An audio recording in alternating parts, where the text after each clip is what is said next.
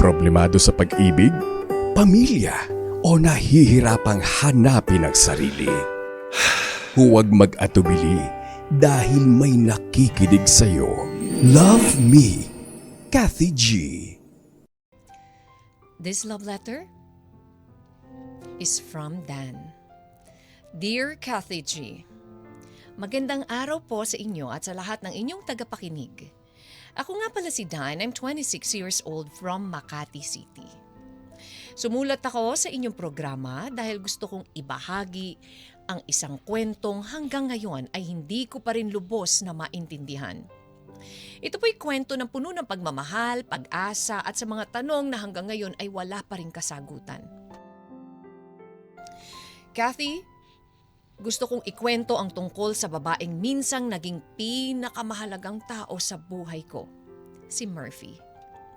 7 taon kaming magkaibigan bago naging magkasintahan. Kababata ko siya at isa sa mga naging matalik kong kaibigan. Siya ang isa sa mga taong takbuhan ko noon kapag may problema ako sa school, sa family at sa buhay. Dahil pareho kami ng circle of friends, mas lalo kaming naging malapit sa isa't isa. Sa totoo lang, Kathy, matagal ko na siyang gusto. Simula pa nung high school pero noon may boyfriend pa siya kaya pinili kong itago na lang ang nararamdaman ko. Kahit mahirap, nirespeto ko ang relasyon nila at naghintay ako ng tahimik. Hindi ko alam kung bakit pero kahit lumipas ang maraming taon, siya pa rin ang laman ng puso ko. Hanggang dumating ang pagkakataong pareho na kaming malaya. Maraming beses akong nagtangkang umamin pero lagi akong nauunahan ng takot. Takot akong masira ang pagkakaibigan namin. Takot akong mawala siya sa buhay ko at takot akong ma-friendzone at masaktan, Kathy. Pero sabi nga nila, kung mahal mo talaga ang isang tao, kailangan mo ring magkaroon ng lakas ng loob. Kaya isang araw, sinubukan kong manligaw. At sa hindi ko inaasahan, sinagot ako, Kathy. Hindi ko maipaliwanag ang saya na nararamdaman ko noon. Pakiramdam ko, lahat ng paghihintay ko nagkaroon ng halaga. Para akong nanalo sa buhay. Ang babaeng pinapangarap ko lang, naging akin na. Hindi ako naghangad ng iba, Kathy. Sa kanya ko nakita ang future ko. Siya ang babaeng gusto kong makasama habang buhay. Siya ang gusto kong maging katuwang sa pagtupad ng pangarap ko. Ang babaeng pinapangarap kong maihatid balang araw sa altar. Kathy, may pangako pa akong ginawa noon sa sarili ko. Kung hindi siya, huwag na lang. Sa loob ng 3 taon naming relasyon, masasabi kong naging masaya kami. Ramdam ko ang pagmamahal niya at ganun din siya. Marami kaming pangarap na sabay na binuo at maraming alaalang sabay naming iniingatan. Pero tulad ng maraming relasyon, dumating kami sa pagsubok. Pagkatapos naming gumraduate, nagkaroon kami ng kanya-kanyang work, Kathy. Naging abala kami sa pagbuo ng career sa aming mga pangarap.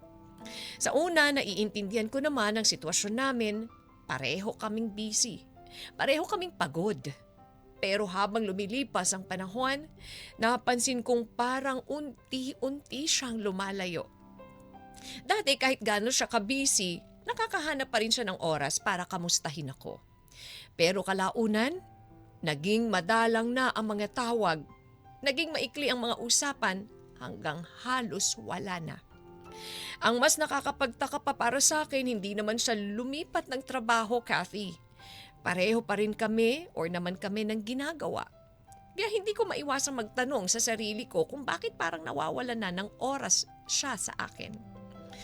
Sinubukan ko siyang kausapin ng maayos at sinabi ko sa kanya ang lahat ng nararamdaman ko. Hindi dahil gusto kong makipag-away kundi dahil gusto kong iligtas ang relasyon namin. Ayoko lang kasing magkimkim ng sama ng loob, Kathy. Ayokong dumating sa puntong tuluyan kaming masira dahil sa mga bagay na hindi namin pinag-uusapan. Humingi naman siya ng tawad at sinabi niyang naiintindihan niya ako. Akala ko magiging maayos na ang lahat. Pero paulit-ulit lang ding nangyari ang parehong sitwasyon. Hindi naman ako humingi ng buong araw niya, Kathy. Hindi ko hinihingi ako ang unahin niya sa lahat ng oras. Kahit konting panahon lang sana. Kahit simpleng kamusta ka or ingat ka. Kapag pagod ako, siya sana ang gusto kong takbuhan. Kapag may mabigat akong pinagdaraanan, siya sana ang gusto kong makausap. Pero unti-unti kong nararamdaman na wala na siya, Kathy. Palagi na lang siyang sinasabi niya sa akin na busy siya. At habang tumatagal, hindi lang oras ang nawawala sa amin. Pati communication at connection. Pati na yung dating kami. Hanggang sa dumating ang araw na pareho na kaming napuno. Nilabas ko lahat ng sama ng loob ko na matagal ko nang kinikimkim pero sa pagkakataong yon, nagalit na siya, Kathy. Tinanong niya ako kung bakit hindi ko raw siya maintindihan na pagod lang siya at busy sa trabaho. At sa unang pagkakataon pareho kaming sumabog, nasaktan at napagod. At doon naming napagdesisyonang maghiwalay na muna para sa peace of mind ng bawat isa. Pero habang tumatagal, pakiramdam ko ako lang ang naiwan sa gitna ng paghihintay. Patuloy ko siyang kinakamusta pagkatapos ng hiwalayan namin pero wala na akong natatanggap na sagot. Unti-unti na niyang hindi pinapansin ang mga messages ko, Kathy. Hanggang sa dumating ang birthday ng isa naming kaibigan. Hindi ko inaasahang makikita ko siya doon. Pagkita ko sa kanya, bumalik lahat ng alaala. Kaya nilapitan ko siya para kamustahin.